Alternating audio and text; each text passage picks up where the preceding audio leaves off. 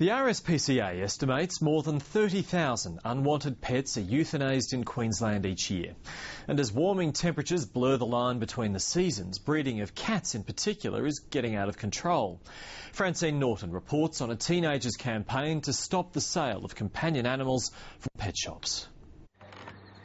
Maisie Ball has always had a love of animals, but on a recent trip to a local pet shop, she spotted a dog that resembled her own pet, Suki, cooped up in a cage. It spurred her into action. It's partly to do with the fact the puppy farms, where they're horrible areas where the females are made to overbreed, partly because of the marketing and how the little dogs are in tiny little cages and people can go around and have a look at them all the time, so they're almost just on show. Maisie Ball is 13 years old, but she's not afraid to take on the might of the lucrative pet industry.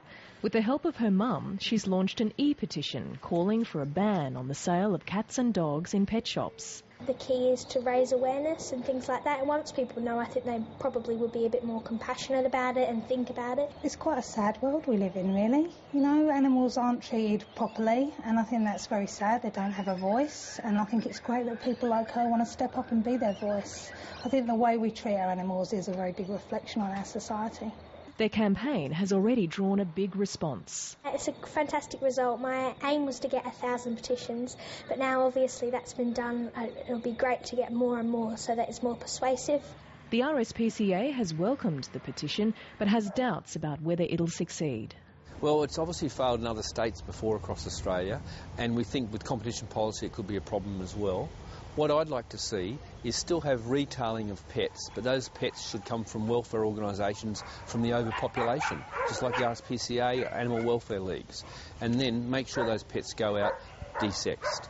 The charity has opened its own retail pet shop in Rockhampton to help rehome needy animals, and it's rolling out more in locations where there are no refuges. This is little Caleb, he's still looking for a home. And now it's working with the enemy. The RSPCA is collaborating with private pet shops to stop them from selling undesexed animals from breeders and replace them with desexed shelter animals.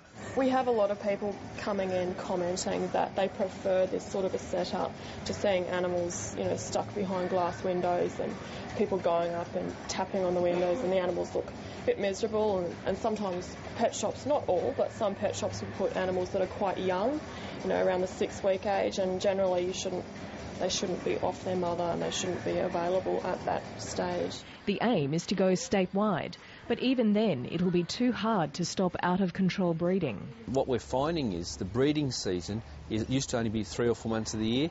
With the changing climate, it's actually going right throughout the year here in Queensland. We're actually starting to ship cats and kittens off to other states now to save their lives. The Queensland Code of Practice for Pet Shops was established in 2008. Do you think it's adequate enough? It would have been adequate if it was a mandatory. It's voluntary, and it only catches the good ones out.